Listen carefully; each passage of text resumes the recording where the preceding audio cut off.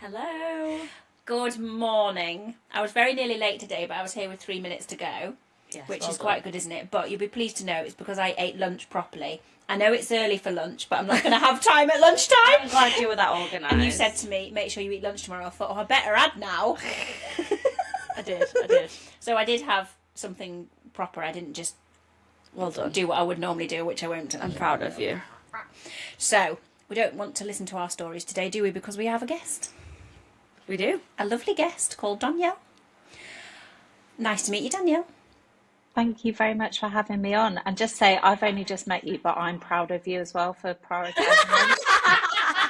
That's it, you see. All this encouragement. That's what you need. Oh, I'm terrible. Absolutely terrible. I go through phases of having 1,000 calories a day, or I don't, and then her face when I first told her, I was like, I'm so desperate. I've been eating 1,000 calories a day, and she was like, right. Well, in that case, so. Well, yeah, you've come a long way since that first conversation. Because it's not just about exercise and eating, it's in here, and you've helped sort of rationalise that, and now I eat at proper times, the proper stuff, and have protein and do my little workouts.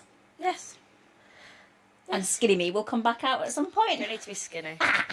This actually Yes, links but really... I come from a time when that was what it was. So it's never gonna be fixed, I don't think. No, it's hard. But I had eggs in a protein thingy. Oh, well done. And some jalapenos to make it Oh, palatable. very nice. Oh, love jalapenos make everything better. This kind of links quite nicely into Danielle and why she's here to talk to us today. Because obviously everything that you do, Danielle, is about like connectivity and your mind and your body. So do you want to do an introduction and tell us more about what you do? Yeah, thank you so much and I'm already popping off with lots of ideas, you talking about the skinny era and the conditioning that so many of us women continue to have all around us. So I'm Danielle. I am the founder of Danielle Louise Coaching, and I'm a transformational coach and a mindfulness practitioner, a Reiki practitioner, a mum of a beautiful little boy, a wife, lots of other labels and roles, I'm sure, as well. But I work with women to support them to recenter themselves in their life. We're amazing at running around and looking after everyone else, aren't we? Yep. So it's helping women to recenter themselves and, yes, prioritize themselves and prioritize self-care and their needs and putting boundaries in place, but also returning to themselves. So reconnecting to actually, what do I want? Who am I beneath all that conditioning, beneath all those stories, beneath all the roles and the expectations? Returning to actually, who am I beneath all of that? And then leading from that place of, no, actually, my opinions matter. What I think really matters. I believe in myself. I validate myself. I celebrate myself. So that you come in from that place of really deep, anchored in self-connection, self-belief, self-celebration. Wow. I don't even God, blimey. To start, that's amazing. I don't think there's a world where I will ever have that. Maybe we'll have to work with Danielle. Yeah. Yeah. Come and join me, Francesca. We'll do it so. I was just going to say, do you find that you end up working with women of a specific age? Like, because I feel like a lot of women, because obviously I work with women as well, and personal training is very personal, so I do get to connect with people a lot, which I love doing. But I find that a lot of women go through what you're talking about, kind of perimenopausal and menopausal. About now. Yeah, like now, like Francesca's in her early 40s. Do you notice that pattern, or do you just see women of all ages? Yeah, definitely there's a pattern, and it does tend to be perimenopause, menopause. I've also seen a bit of a pattern of women where they've had a child and they've got through that initial, let's just call it what it is. Can I swear here? Yeah. Yeah.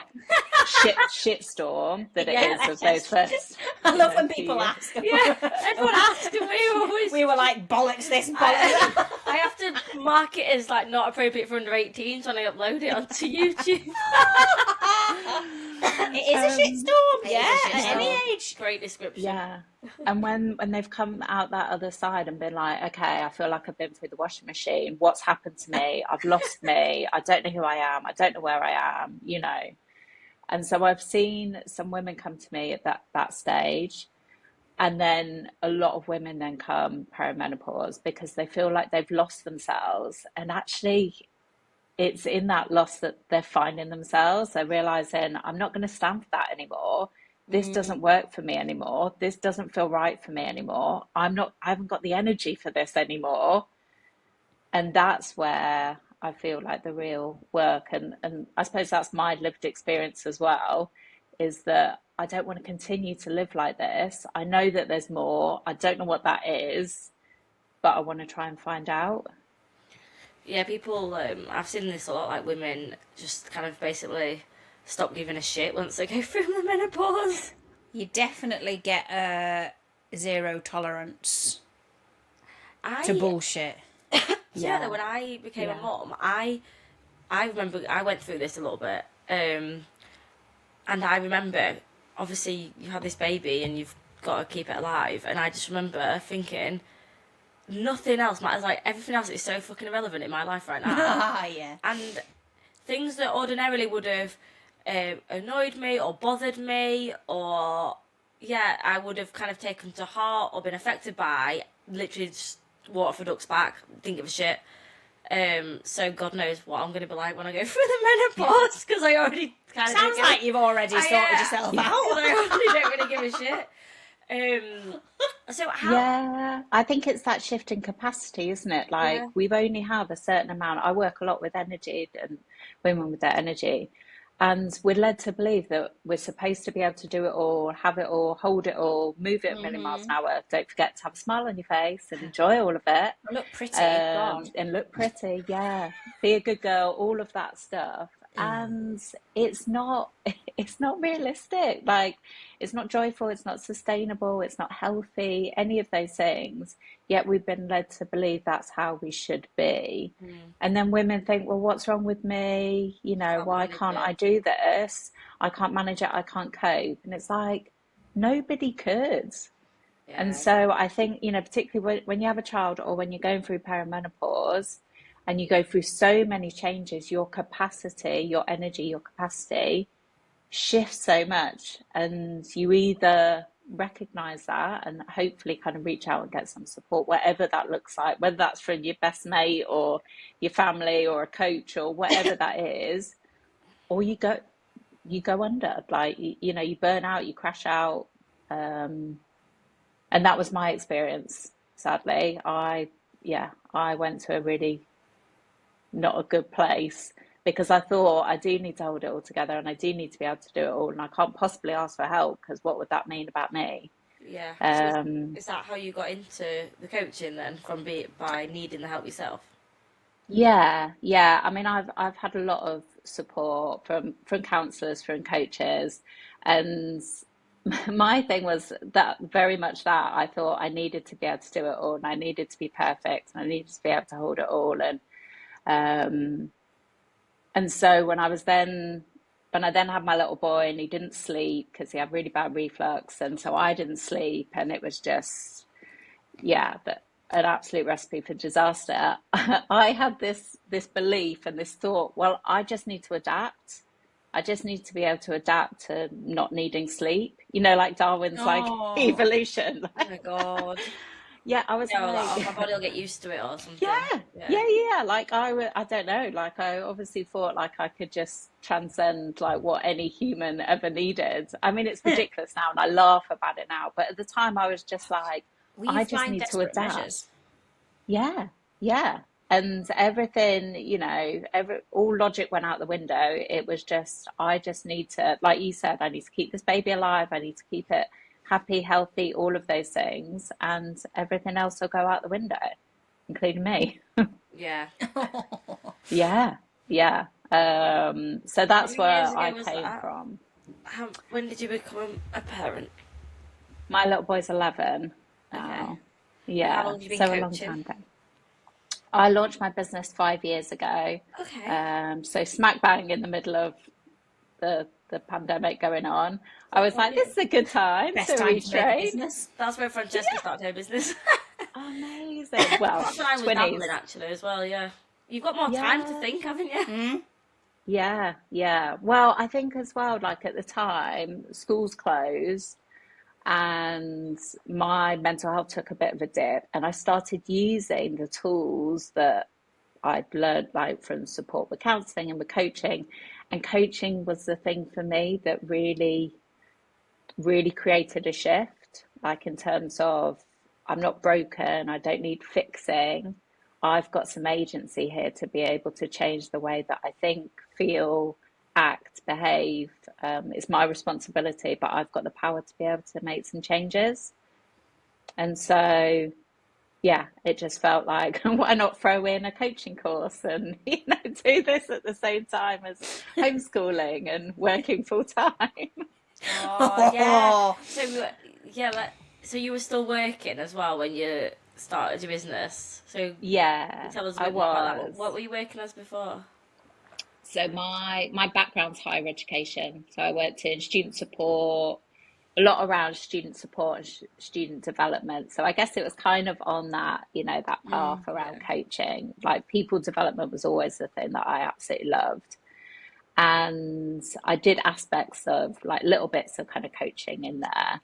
And then I got to the stage where I was building my business and doing the work, and the coaching was what I wanted to do. Like I knew that this is what I'm meant to be doing. And when I left my job, everyone's like, "Oh, the business must be doing so well. You must have so many clients." And I was like, "No." And they were like, "What are you doing? You're batshit crazy. Like, why are you leaving a They're 15 just jealous year?" they're not brave enough. Yeah, It is a yeah, bravery thing, yeah. yeah, it is. And I mean, don't get me wrong, that first week after I took the leap of faith, I felt sick. I felt Yeah. physically sick. Like all of like, that What have I done? protective nature. Yeah, I was like, I've made a big mistake. If my manager picks up the phone and says, Danny, I can't live without you. You must come back, as if she was ever going to do that. But I would have been like, okay, I'll come back. I'll come back. Oh, gosh, the Because self-doubt. yeah, because it's so real. Like we crave safety Yeah. as humans. We crave stability. We crave safety, even if it's not supporting us. Like my pushing through sleep deprivation, my getting busy doing, being the good girl. All of that came from a place of safety, wanting to protect myself, even if it's not the right thing for us. Like we'll keep doing it until we learn to do something else. So yeah, moving through that, but I wouldn't change it for anything. Good. So, so obviously you took the plunge, left your job. Um, were we still in lockdown at this point, or had we come out of COVID? We'd come out when I took the plunge. Yeah. Yeah, so I did a year of building up my business alongside working, Yeah. and then yeah, took the plunge, Nice. and yeah, bar that first initial like panic, what have I done? Yeah, it is the best decision. I mean, don't get me wrong, it's the hardest thing I've ever done, run a Yeah. business. I'm sure you ladies can agree with that. It's very similar to motherhood, actually, I think. It's very similar to being a mum. Like, there's a million different ways that you can do it, but you never really know until you jump in and do it. Yeah, that's true, actually. Yeah. You've got to learn on the job. Yeah. Yeah. You learn more about yourself than anything else, and you've got to be committed. It's like having a tattoo on your face. Like you got to be all in it, because you're the only one doing it, aren't That's the you? best Like analogy ever. you're just You you're do just in have the to be thick of all it. in. You do have to. And I think it's really hard for people who aren't self-employed to understand, and that's why me and Francesca like connected so much and why we started this podcast, because there aren't that many people who, like your family members, most people have quote unquote normal jobs, so it's very difficult for them to understand what it feels like to be self-employed, and then what it feels like to be self-employed and have a child to look after alongside as well. That's come up for me this week because my middle one doesn't go to school all the time, and there's a meeting at school that's been changed by the people that are coming because someone's got sickness, which is fine. Change the day, and it's a day I can't do because I'm running one of my events. And I said, I don't normally do Thursdays, but that is the only one I can't do. I would like to be there. It needs to be a different day. Oh, can that not be changed? Yes, literally on Tuesday she said that to me, and I went, oh, would you do a day without pay this month? and I felt awful when I walked out, and I thought, no, why don't they understand that people pay me in advance? Yeah, that's crazy. They book their slot. I have to turn up. Like, you've been advertising it. Yeah. Like, the marketing that goes into that. Yes, and it involves someone else because it's a collaboration. Oh my god. It involves a room booking. It involves people handing over precious maternity pay and coming to something that I've organised. And the trust as And well. if I cancelled that, they're not going to come back. Yeah. Why can't they understand? It really frustrates me. And because it's something so sensitive as well, because it's about my child. Yeah. I get really cross with them, and so I left feeling bad, but I also left thinking, oh, you get your pay slip at the end of every month. Yeah, So that's really. but people just don't get it, do they? They don't, and yeah, that's. I'm sorry that you had to deal with that. Oh, it's all right. It's been going on so long, I laugh about it now, but yeah, you have to try and be really flexible, but also really firm in your boundaries. It's it's a really bizarre thing, isn't it? Like being flexible and adaptable as much as you can, because at a drop of a hat, something could happen. Your child needs you. Obviously, you're going to be there. yeah. But then being really firm in your boundaries that this is just as important as anything else. Yeah. Yeah. I mean, any one of us could get called from school and have to go pick up a sick child, no matter what job you do. Any one of us could have that problem. But there are these things where, I've had to be really firm. No, they can make this meeting for another time because it was scheduled for a time that I could do, and I just got to be firm. I always find it interesting as well that schools and nurseries always just default ring the mum. Yes. Like, and like the nature of my job as well, like if I've got face-to-face PT clients in, I'm not answering the phone. Like, when you fill out the form on our application to I probably put him as the first one, put him as the first and then you as a second, and see what happens. Yeah. First time there's a call. Oh my god, do you know what? This is going a bit off track, but do you know what I've done for our flights to Portugal? I've put him as the lead passenger so he'll get sat with her. And he doesn't know. It's the first time I've done that. I saw someone on Instagram post about it. Because I always you automatically put your own name first, don't you? Because you're booking it. Because I'm booking it. So I'm like, oh yeah, Alice Butler. Yeah, and then her name, like as a child, and then his name, and then I've put him as the lead passenger instead. It's going to be so funny. You might all be together. No, because we don't like reserve our seats because we're really tight. So you'll have a lovely little sat with your book, having a nice little with my nice crochet, little and it's time. wonderful. I think there's this. But idea... I think that really. Oh, sorry. Go on. No, sorry. I think, well, very quickly, there's an idea that we get to just meet friends and have coffees and float about, which it can look like because we are literally sitting with a friend and having a coffee. But there's an awful lot of other stuff to get there and do and create that. So I think that's I think that's the perception of all these people that get to work from home. How lucky are you? Bet you've been in your garden today. No, actually. And I think that's where that piece around valuing what we do. And I think that there's a lot around the conditioning, especially for women, that we don't value what we do. And, certainly that's something that I continue to work with, but that's what I work with my clients a lot around, is valuing what we do, and whether that's the fact that the washing always gets done, or that there's food on the table, or that you're there, being that support all the time, or it's sat here doing your podcast and helping so many people in doing that. It's valuing what you do. We're not always going to get that value from someone else, but if we can value it ourselves and see the value in it, then it deepens that self-belief. And hopefully also, we share that with other people, and we raise that value of what we do and what we do as women, because it's a bloody lot. It's a lot what we do. Yeah. And I hope that in doing that, we can start to change some of that story and that narrative around it. Yeah, because even in like the most supportive of relationships, like there's still that imbalance. Like my husband's great, and he does all that cooking. I joke that he's my chef, and then he's away for work today, and I was like overnight, and I went, oh, what am I gonna have for my dinner? My chef's not here. Like we kind of joke about it because he literally does all that cooking. That started when we had a baby, and I was like, I can't be asked to cook, so it was either he cooked or we didn't eat. So, and he needs a lot of food. He's a rugby player, he eats a lot of food, so he started cooking, and he loves it. But there's still, even though he does that, there's still a lot of other imbalances. Like he wouldn't know I don't think he knows which dentist she goes to. He didn't think to order more cat food on Monday because we'd run out of cat food. Like he didn't. Yeah. There's things like that where he maybe sees you as his admin person. Yeah, probably. I'm his PA. Yeah.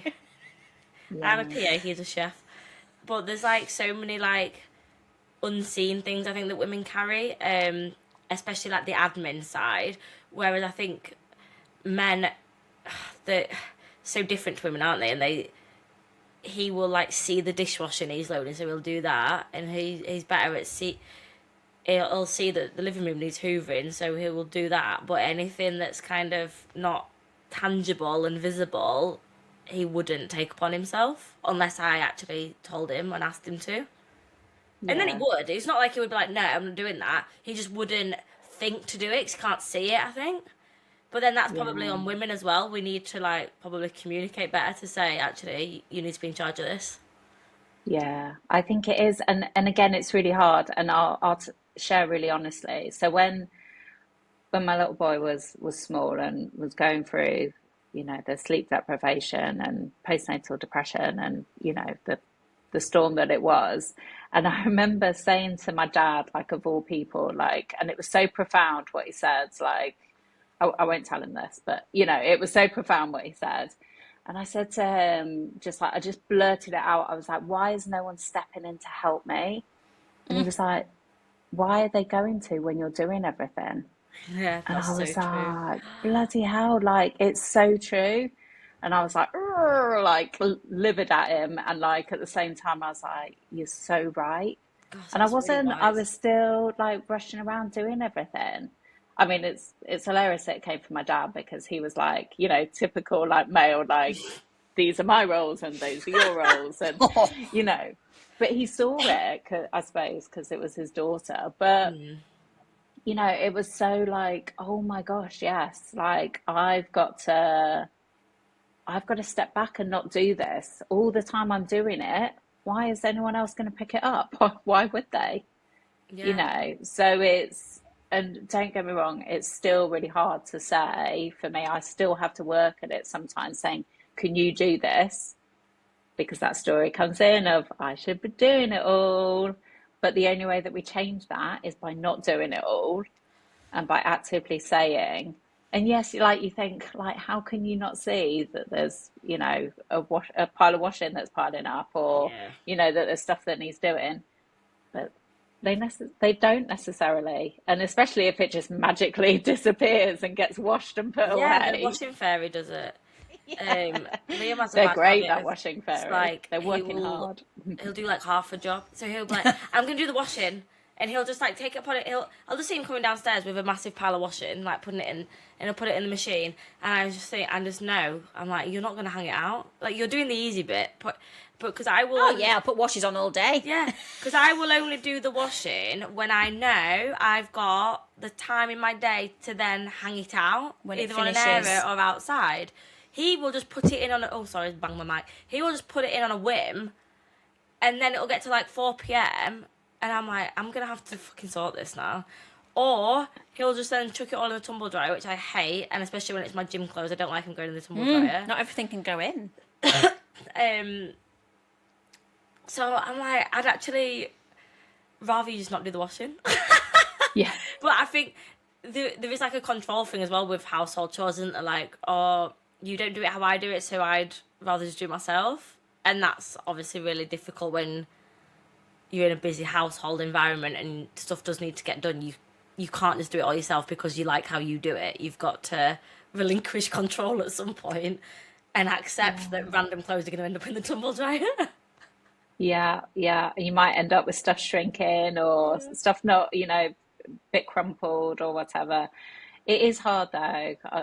I get it completely. I try and think about what it would be like if I was project managing. So if I was back in my old job and I was running a team, I couldn't have done it all. I couldn't have done everything, done everyone's jobs. And so there'd have to be times when we sat down as a team and said, okay, you take this, you take that. Delegating. Yeah. Yeah, delegate. And also look at that empowerment, ownership of those people taking that. To be fair, Liam does love it when I delegate. He's like, just tell me what to do. He doesn't like having to look around and see what needs to be done. He likes being told what to do. In terms of, if I've said to him, like, clean the kitchen, he'll be like, okay. Yeah.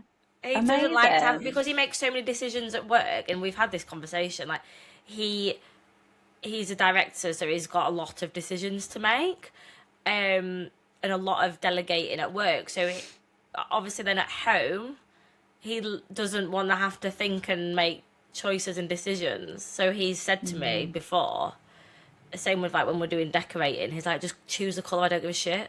Like, I literally don't care. He trusts you though. He knows that it's going to be good. Yeah. But I think it's interesting when you do have those conversations with your partner, like, because I think on the surface it looks like, well, he doesn't care, he doesn't want to help. Whereas when you dig deeper, which obviously you do with your clients, you actually understand why, and it does make a lot more sense than that surface level, they're being lazy. Yeah, I think so. It's always about what's going on underneath. And look, and I want to say, like, own this. I'm coming from a very privileged position. I've got a husband. I've got, there's both of us in this household that are helping to look after our son. I'm not on my own. I've got clients that are on their own. And then it's looking at, okay, who have you got in your support circle? Are there people, again, reach out to friends, like friends want to help. Often we don't want to ask people for help. And I always think about if someone didn't want to ask you for help, how would that make you feel? And you'd feel heartbroken, wouldn't you? Yeah. If like there was a friend there that was struggling and they didn't reach out, I'd be absolutely heartbroken if that friend felt that. So put yourself in those shoes, ask for the help. They might not be able to, but there might be someone else. And then come together. We were never meant to live on our own. We were never meant to raise children on our own. We were never meant to, we're social connected beings. Like, we're supposed to be doing this collaboratively connected. So look at your social circle, but also if you're on your own, look at those expectations that you're putting on yourself. Like that pressure that you're putting on yourself, that the house has always got to be spotless, or I've got to do this, or I've got to do that. And it might be just adjusting those expectations. We talk about this a lot, don't we? About building your village. Yeah. Because there's a group of us where one of us could put in the group chat, I'm going to be late, can you get so-and-so from school? And one of us in there can do that. And that's happened both ways for all of us. And like with you, the other week in the holiday clubs when I couldn't leave my child because she was upset. She's struggling. So we picked up all our stuff and worked from where she was so she Yeah. could enjoy her day and worked in another room. So you did that for me. Yeah. And Then I I just stayed like, with her, didn't I? yeah, Because then you she went, you had an appointment. I so went off to stayed. my appointment. You stayed in, not really babysitting, but No. kind of, because you were her safe person for Yeah, that she hour. just needed someone familiar And then in I that next room, didn't dropped she? you off home because you didn't have a car. So it was like, we were just like, Broke well. it was like taking the kids to. You were like dropping me off like a mum. But that's, and Taking me home from I holiday really club. felt that village feeling then Yeah. that day, because obviously the lady It that ran the did, holiday yeah. club, she obviously allowed me to stay, allowed us to be there, to use her other room, and it all just felt like, wow, I feel like I'm in this gorgeous bubble of women that get it and Supporting that each we other, will do yeah. this for each other, and it felt really lovely. And a lot of my advertising is based on Build Your Village, because I started doing free walks monthly in the local park, because around last year, sometime, must have been last February maybe, one of my mums at the end, she said, I'm really struggling, and I said, you need a coffee with a friend, don't you? She said, I've got no one here, because she so wasn't living where she'd grown up. Everyone was a stretch away. And she burst into tears. So I did, obviously, because I can't control myself. I couldn't be a professional. And I said, right, that's it. We're doing the walks. And I arranged the walks, and it ranges 3 or 4 to 10 to 7 people will come each time, whatever. Sometimes familiar faces and then new ones. And you see, we meet at the coffee van, they get a drink if they want, and then they pair off and walk around the park. And I may, they can do it 6 times, which is 5k if they want, but they're not there for that. They're there to have a chat with another mum. And sometimes my midwife friend comes and gives them actual advice. And you come and give them actual advice if they're at that stage. And that's why I created that, because I think the whole point, yes, it's to make money, it's my job, but I can't bear the thought of them sitting in their own house crying, as I have, because there's nothing else or no one else, or the baby's difficult or whatever. And you go out and you tell someone else about it and their baby's doing the same, and it almost makes it better. Oh, yeah. At some point, oh yeah, my baby's like that too. It'll end. You realise that, like, it's normal and you're not going insane, or you're not doing anything wrong. Yeah, and each phase just before you feel like it's going to kill you, it changes and it's better again. Yeah. And a new phase comes with its own bits. Yeah. Everything's temporary, isn't it? Each good and bad. Yeah, that was good advice I got from someone. Everything's temporary. Yeah. Yeah. So I love that. And that's such a gorgeous thing that you're doing, Francesca. Thank you. Now it's nicer weather, it's more gorgeous. Yeah, obviously the walks are free. Oh yeah, well. it's advertising for me, isn't it? If they might put not have met me, they'll choose my class over someone else's because they've met me. Yeah. But it It is builds rapport for with people, but you've done it because those people are out there. of those lonely mums, which is really Definitely. heartbreaking. Oh my god, Ooh. I'm really lucky. I've We got an need amazing community. We need that community. We do need to be in a community. So if somebody approaches you for coaching, what is there? Is there different packages? Is it what how what can are we? someone work with you? Yeah, what we do? Right, we've contacted you on Instagram. What do you do? So yeah, there's different packages and it's meeting people where they are. So for some people that is the one-to-one support and it's having that bespoke one-to-one, looking at where you're at, where you want to be. But for other people, it's wanting to start in a community. So I've got my membership, which is a really lovely way in to start centering yourself, to start prioritizing yourself. And I bring coaching into that. So we have 2 calls a month. The first call is a coaching call. The second call is a circle. So I've got women round the country, one woman in Spain who calls in, another woman who sometimes comes in from Berlin. So yeah, there's women all over the place, but it's women coming together, talking like we've done today about this is where I'm at and this is what I'm feeling, and then not feeling like you're doing it on your own. So that's my membership, which is a really lovely way in to start with the coaching, but also to start centering and prioritizing yourself. Nice. That sounds good. Does sound good. Yeah. I feel like you'd like that. I think I would. Yeah. Well, come along. I open it up every couple of months. I'll do a free session in that membership so that people can come and have a Ah, little see what try Like a to and taster. see what expect. it's Yeah. like. Yeah, That's exactly. Because I nice. know it's daunting sometimes to come into a new space.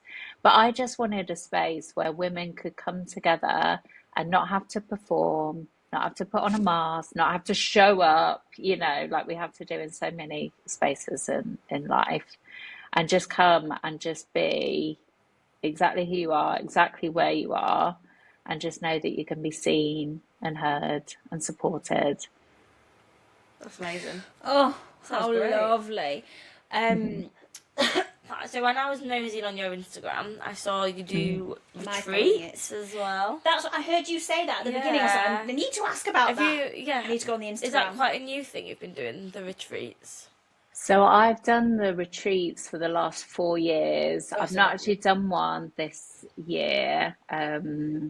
Similar to you, Francesca, I've got a child at the moment who needs a bit more support. Ah, So I've not been doing the retreats, but they are coming back again. So later on this year, I'm hoping to, and also doing a collaboration with someone else who's a nutritionist, which would be Oh, really interesting. cool. oh Yeah. yeah. What's But The the I'm also Instagram looking page. Danielle underscore Louise Louise coaching. underscore coaching? Yeah. Um, But I'm also looking at other ways that I can do because I understand, well, I mean, the full days are amazing.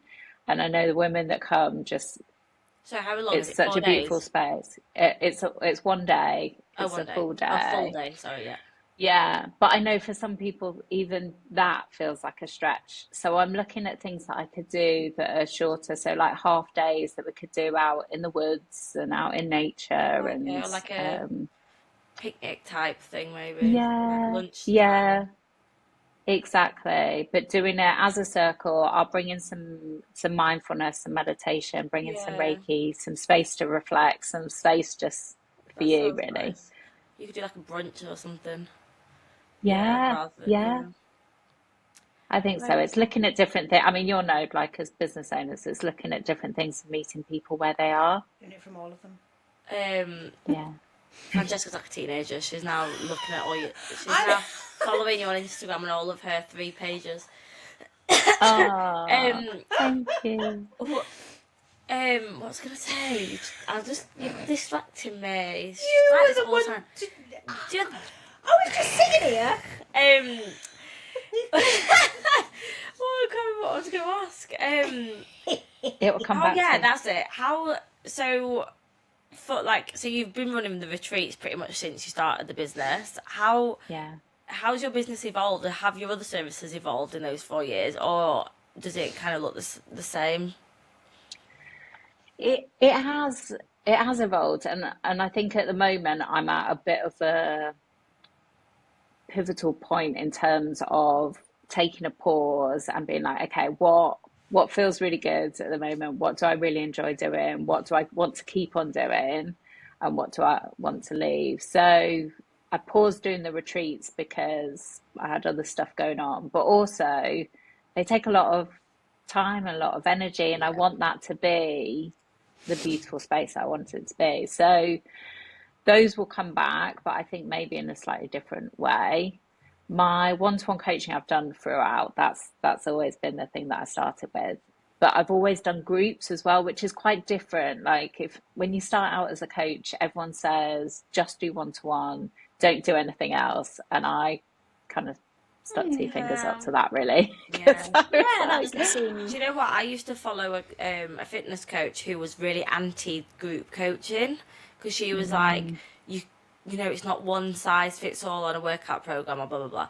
And then I started believing that as well, even though I'd done group coaching, as in I'd joined a group coaching program and loved it, and that's kind of what made me want to be an online coach. Was after I did that, which was like at the beginning of lockdown. I did like this 8 week thing just to kind of carry on like keeping fit through lockdown, and yeah, I unfollowed her because I was like, she's adding this kind of negativity and making me feel bad for wanting to do something that she doesn't agree with, kind of thing. And actually my group coaching is my favorite thing about my job now, like building that community Yeah, because they all And that get something out village. of being with each other as well. Yeah, innit? and a lot of my women in the group go to the same gym. So they've made friendships and now go to the gym together. Oh, that's like, lovely.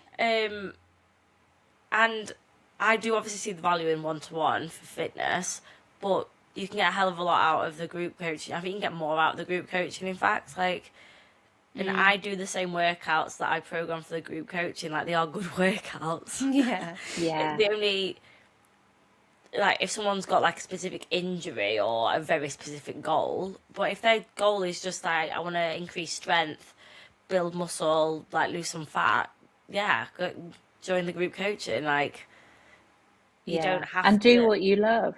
You're yeah, doing what you love. yeah. And I really enjoy the group because I love seeing the women supporting each other. So, and I guess that you see that as well in your groups. Yeah. Yeah, definitely. And I love the idea of sitting with people and doing group sessions. And my background was in doing training and development. So I knew how to be in that space of holding space for people. So even though all the guidance was just stick with the one-to-one, I've I've got amazing one-to-one clients and I have done throughout. I've been so blessed with the one-to-one clients and that's consistently happened throughout. But the group has been such a source of love for me as well. That community and that seeing women come together. And also for people who aren't ready to do the one-to-one for whatever reason, coming into the group space and having that community and seeing what it's like working with me. I've then had clients who have then gone on to come to a retreat or then sign up for one-to-one. So again, it's doing what you love. Like the online space is obviously so helpful for our business, but it's loud and it's busy and it tells you you've got to do it this way and you've got to do it this way and this is the right way to do it and blah, blah, blah, blah, blah. And it's so easy to follow that and think that's what success should look like or that's what my business should look like. And it's coming back to, okay, no, actually, what makes me really happy? Where are my strengths? What really lights me up? Because we're the ones that are doing it. We're the ones that are showing up every day, running this business. So I think, yes, take guidance from other people, but then come back to, in my heart, what do I believe? What do I feel? What do I know? And go from that. And if you truly, truly believe it and love it, that's going to shine through to the quality of the work that you give that person, or both of you. Yeah. Really. Yeah, I think. definitely. And maybe my love of babies shows through too. Yeah, it does. Yeah. Are there any Yeah. decisions you've made or in the past few years that you regret in the business? I mean, there's definitely things that I've invested in that didn't have the return on investment that I expected. Ooh, okay. Yeah. So, programs or coach that I've worked with and thought I'm going to get this out of it and not got that out of it.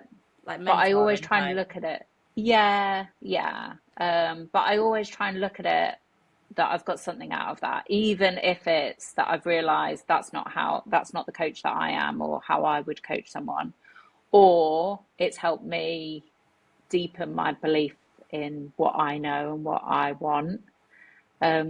Or it's helped me try something that, I guess I try not to think that was really bad and I really regret that because that's really then negative energy around Yeah, it. yeah.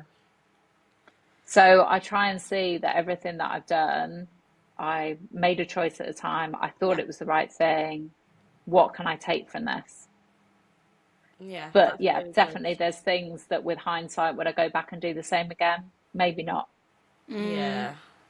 Especially like when it's a big investment of money and you're starting up a business. Yeah. It's really interesting that you've said that about like mentors and like business coaches because someone else said something similar the other day, didn't they? On when they Did came they? on, Yeah. being kind of what did she say? She said just because someone's really good at marketing themselves doesn't mean that they're a really good coach, and it's really hard to like in the online space to differentiate between gauge which one. a business coach who's just really good at marketing a business coach who actually like you would connect with and work really well with.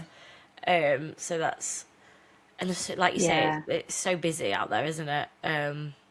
It is. It is. And it's just, I guess I've not met a single coach that hasn't said that there's been something they invested in, and with hindsight, they wouldn't have invested in it because it wasn't the right fit. But that doesn't mean that you don't get something from it.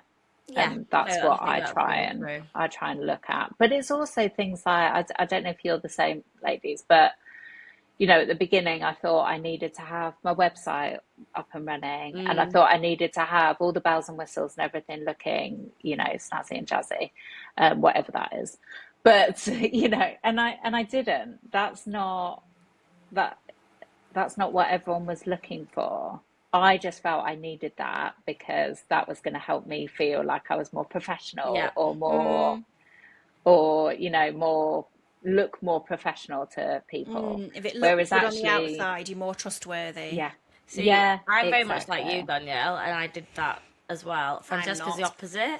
She will just write a post saying, right, I'm offering this new thing, and then just go and like sell it.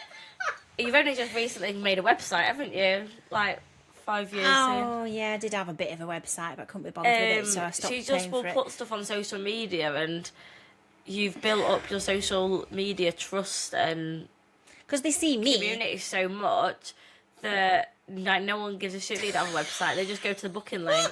Like, I've only got my website because it sells my courses, which 'cause I've you've only got just your done. new online courses. Yeah. But then again, with that, you were like, woke up one day, I'm gonna record some online courses. Okay, I'm off to record my online courses now. Like, okay.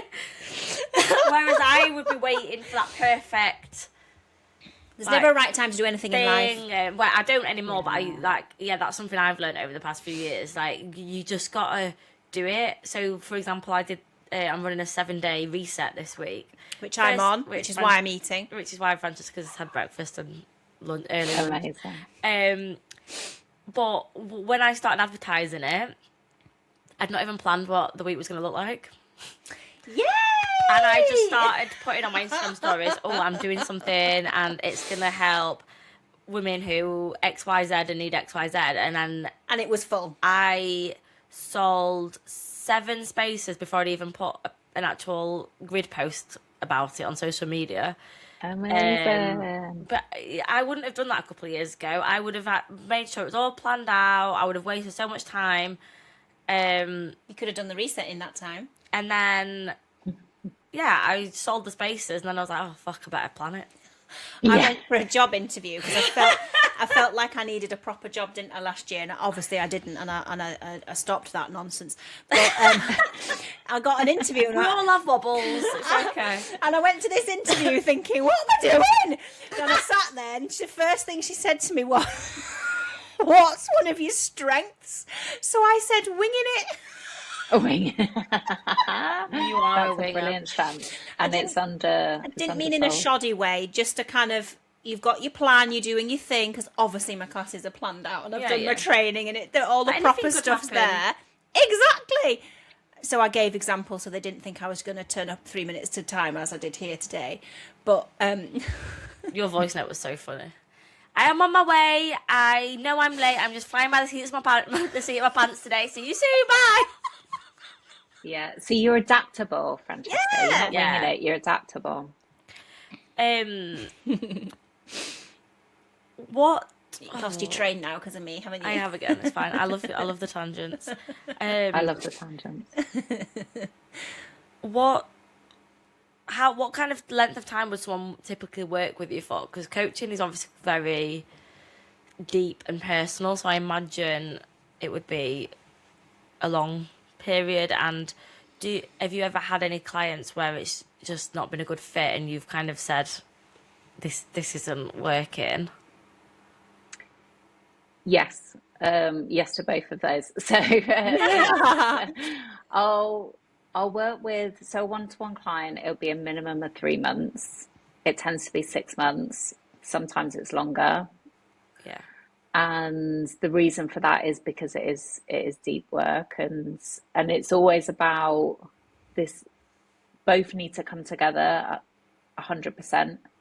So I need to come to the table 100%. They need to come to the table 100%. And coaching isn't about giving advice. So it's from a place of, you've got all the answers inside of you. I'm going to support you to be able to tap into those. But the client's got to do the work. I can't do it for them. Yeah. And nor would I want to, because I'm not always going to be there. They're going to go off on their own, and they need to continue to do that.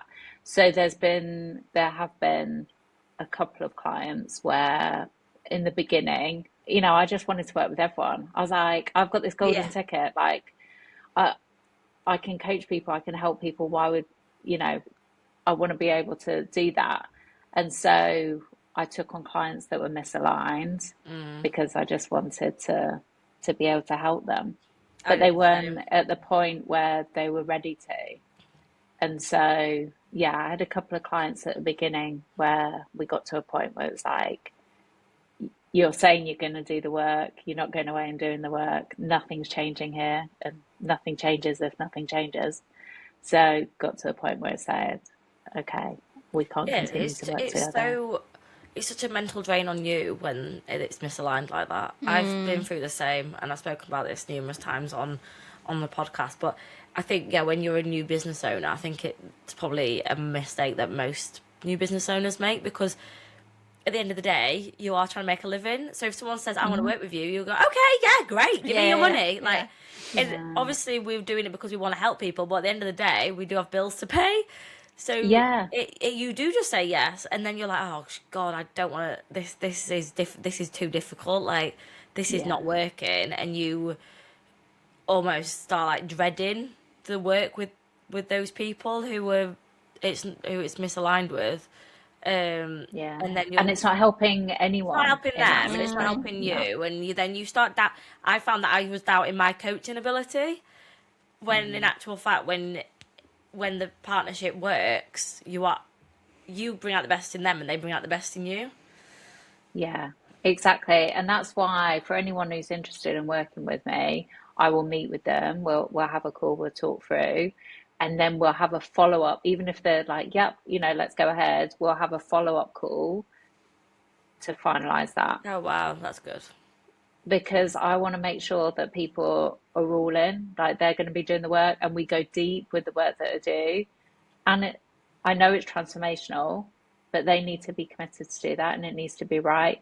I've been on discovery calls with people, again, at the beginning of my business, where it felt really pushy and felt really pushy and didn't feel comfortable. And I was like, I'm never going to be like that. I never want to be like that. I want to work with people that want to work and want to work with me. That's the only way forward. Yeah, you should be choosing the clients, really, rather than they should be persuading you why you should choose them. I think. Yeah, it's an interesting one. I remember again, like working with a coach like early on, who said to me, never express gratitude for working with someone. And it never really kind of like sat with me, because actually it's a huge privilege, the work that I get to do. And I am grateful for the people that choose to work with me, but also choose to work on themselves. Yeah. And so not from a place of, oh, thank you so, groveling, like, thank you so much, like, for working with me. But we're in this together. We're in this partnership together. I talk about we're walking home together. That's what we're doing. And for anyone who chooses to do that, I'm deeply grateful for that. Yeah, I agree. I've said to clients before, I say it to people all the time, like, I love coaching you, and like, thank you for choosing me to be your coach, because I love it. But I also want them to, like, I want it to be, it needs to be reciprocated, doesn't it? It's like, it's got to be a mutual thing, like a partnership, like you say, I think. Yeah. Wow. Yeah, and they have to be ready and open for that, because it's like therapy. You're going to bare your soul.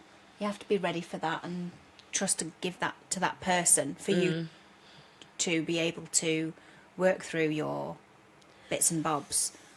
Your bits and bobs. Bits and bobs. Do you get any specific Unpack questions? it.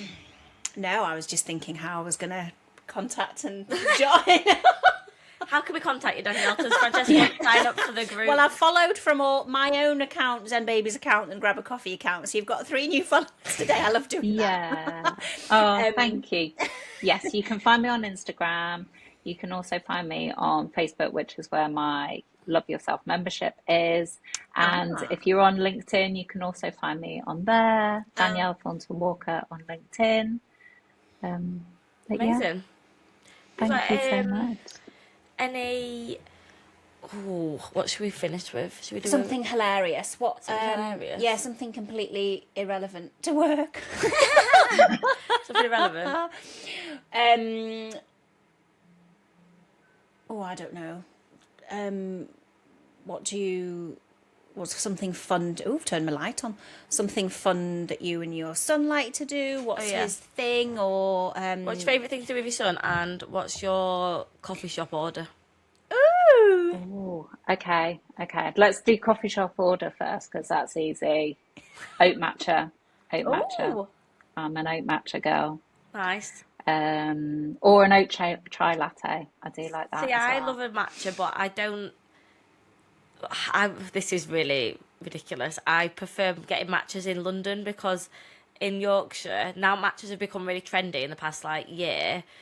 Whereas I lived in London 10 years ago and matcha wasn't a thing up here, but they made it like a cortado, so it was much stronger and a shorter drink. Whereas here it's more like a latte and it's just too much for me.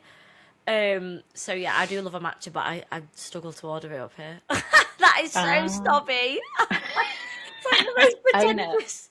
Go back to London and eat your avocados. Middle class thing ever. But yeah, I do like matcha, but only if it's made in a specific Only way. if it's in my special coffee shop. Yeah. Okay, oat matcha, very nice. Yeah.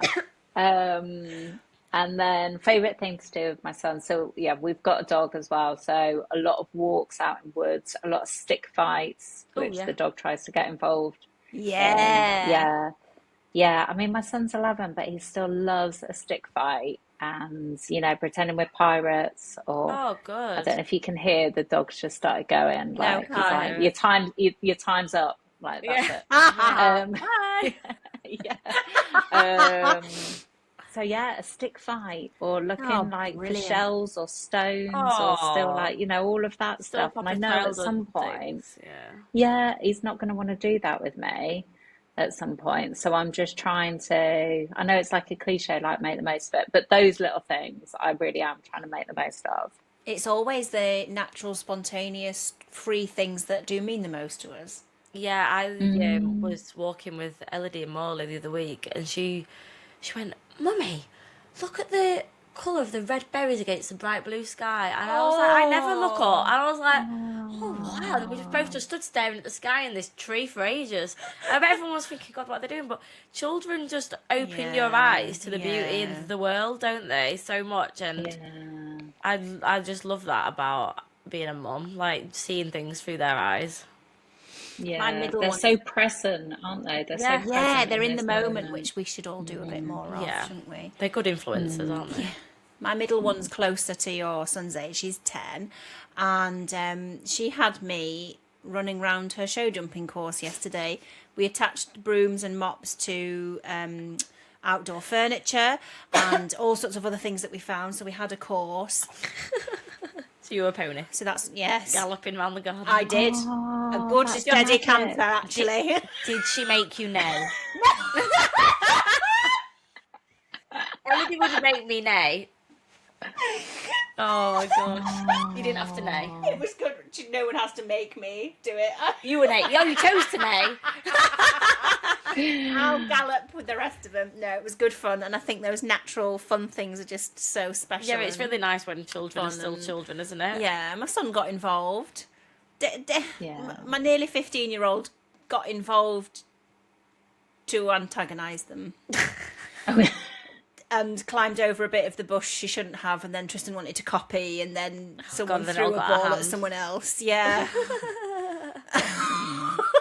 But it was good fun. And the rabbit was out during all this as well. Rabbit's trying to show jump alongside you. Oh my god. It's Funny. all good fun. Oh, I think it's good, isn't it? It's been silly and life can be so serious. the best bit of childhood, Right. isn't it? Like climbing trees and Yeah. pissing about. Yeah. Yeah. It is I like know. Yeah, that's why I don't mind them climbing through the bush. Because, get cuts and scratches. Better than sitting on Yeah. computer games, isn't it? oh, Daisy's got an injury from her acting class. Oh. She had to act climbing in through someone's window, but tipsy.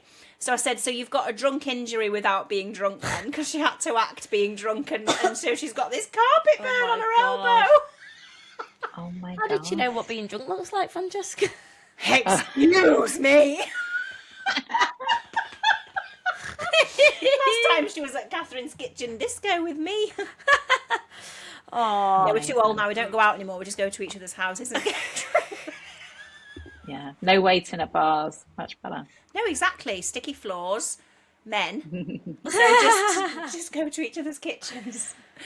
oh, thank you so much, Danielle. That was It's honestly been a pleasure, really so interesting and brilliant. I feel like it's gonna really resonate with so many listeners who are gonna feel Yes. really seen and heard after they've listened to that podcast. Oh, definitely. At the beginning, I was thank like, you. oh, and then it was like physically reacting to things wow, when you yeah. get that. Yes. Yeah, so there you go. Right. Aw. Well, thank you so much. Thank you, ladies, for having welcome. me. Thank on. you. It was It's lovely been a to pleasure. meet you. Okay.